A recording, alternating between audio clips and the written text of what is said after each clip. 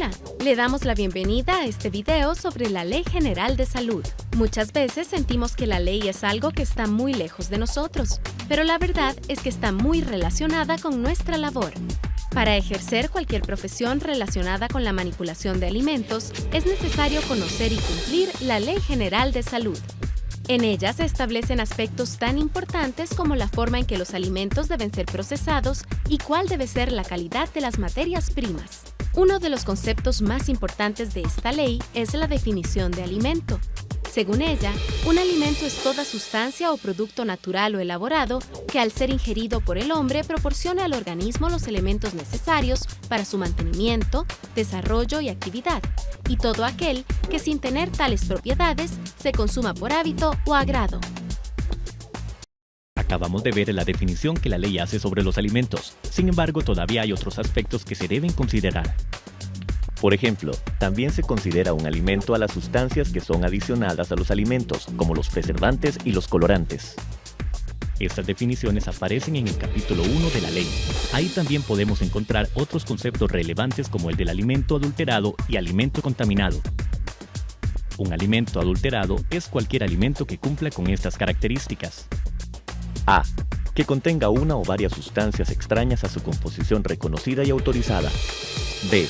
Al que se le haya extraído parcial o totalmente cualesquiera de sus componentes, haciéndoles perder o disminuir su valor nutritivo. C. El que haya sido adicionado, coloreado o encubierto en forma de ocultar sus impurezas o disimular su inferior calidad. D. Al que se le haya agregado un aditivo alimentario no autorizado por el Ministerio. Otro concepto importante es el de alimento deteriorado y se refiere a los productos que por cualquier causa natural han sufrido perjuicio o cambio en sus características básicas, químicas o biológicas. En el capítulo 2 de la ley se habla de los requisitos en los servicios de alimentación. Los establecimientos deben estar aprobados por el Departamento de Ingeniería Sanitaria o por el nivel local del Ministerio. Además, debe cumplir con todas las normas sanitarias requeridas. Por otro lado, los locales que se dediquen a la preparación de alimentos no deben tener comunicación directa con locales comerciales o con viviendas.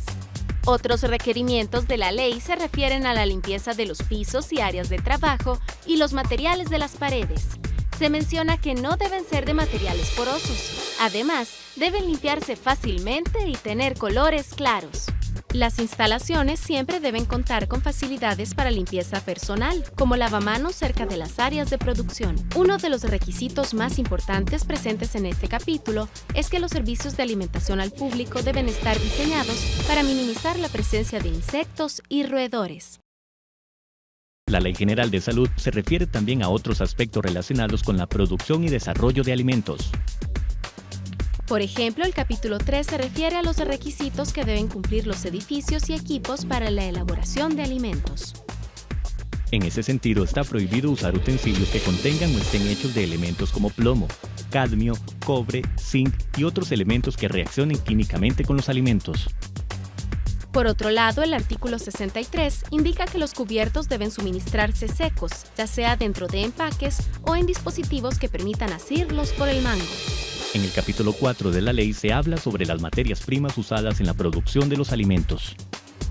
En el artículo 69 de la ley se habla de la necesidad de utilizar las mejores materias primas.